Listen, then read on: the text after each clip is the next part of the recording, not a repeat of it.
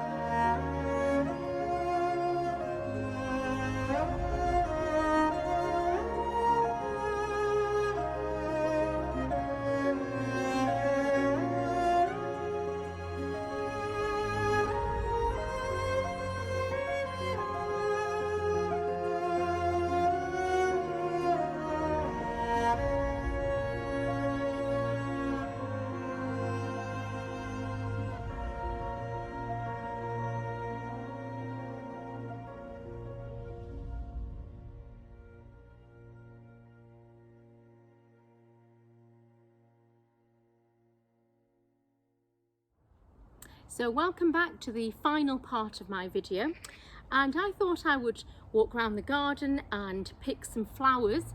Even though I've had peonies and roses in bloom, I've actually just walked around and found what I could now. So I've got some hydrangeas and some alliums and just various other things. I've kept it simple to purples and pinks for my colour scheme.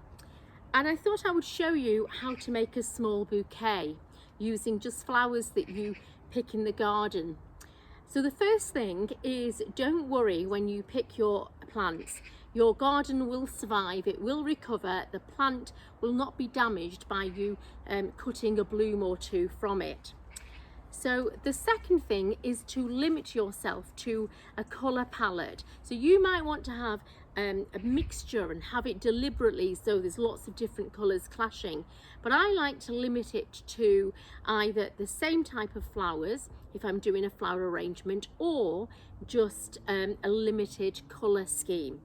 So next, I've had them soaking in water and I'll just take some out. And the next thing is to remove any leaves that are at the bottom here, so that when you put the flowers into a vase with water in, the leaves won't go mildewy and they won't then die, and that will mean that your flowers will last longer if you don't have the leaves at the bottom. So go through your plants and remove the leaves from the bottom there. I think I've got quite a lot here, so I'll just do that.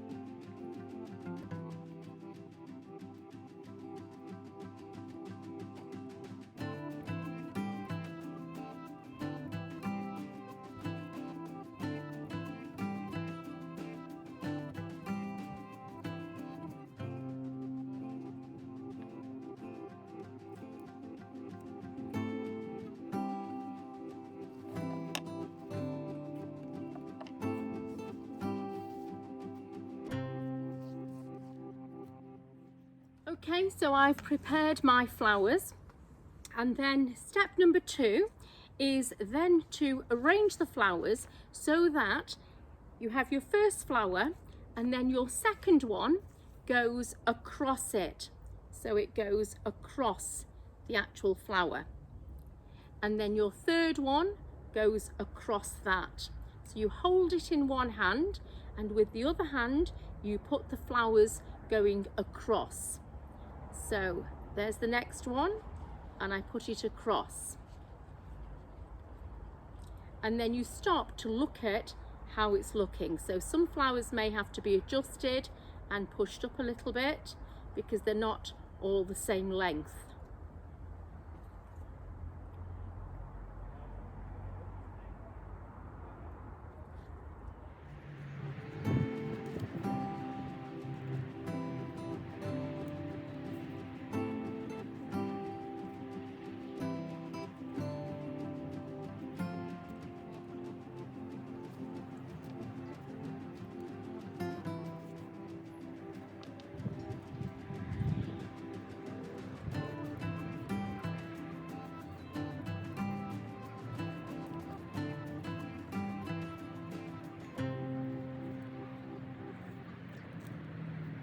Okay, so when you've arranged them, then they will actually meet in the middle, and then the bottom will be spreading out, and then the bouquet will be at the top. So you might want to, at this stage, just adjust any flowers that have slipped down and just pull them up,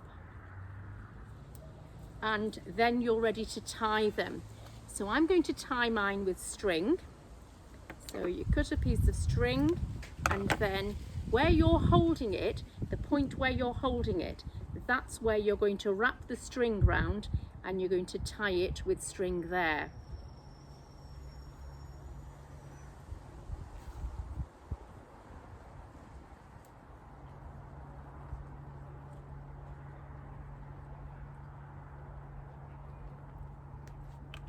Okay, so when your flowers are secure, at that stage, what you do then is with your secateurs, you then cut the stalks so that they're all the same length, and this just makes your bouquet look neater. So I'm going to do that next.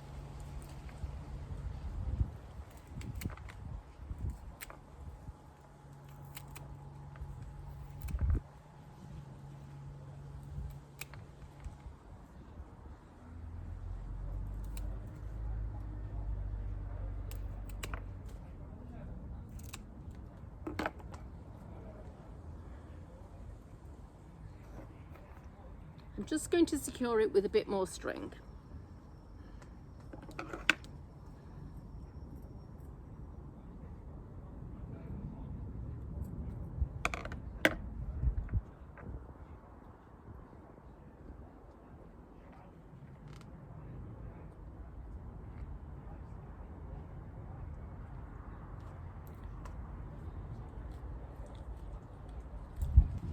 Okay, so this is my bouquet here, and at this stage you can wrap it in newspaper, sorry, not newspaper, in wrapping paper. So you can wrap it in paper, or I've picked some very large leaves. These are begonia leaves, and you can actually just wrap the bouquet in the leaves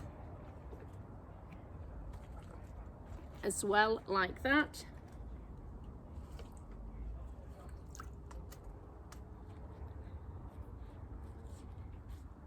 And then that's another way of wrapping the flowers. So they're not going to be part of the bouquet when you put them in the vase, but they can be wrapped like that, and then this arrangement is ready to give someone as a gift. So just a very simple floral arrangement from flowers that you've picked in the garden. Okay, thank you for watching today's video, and I'll see you next time.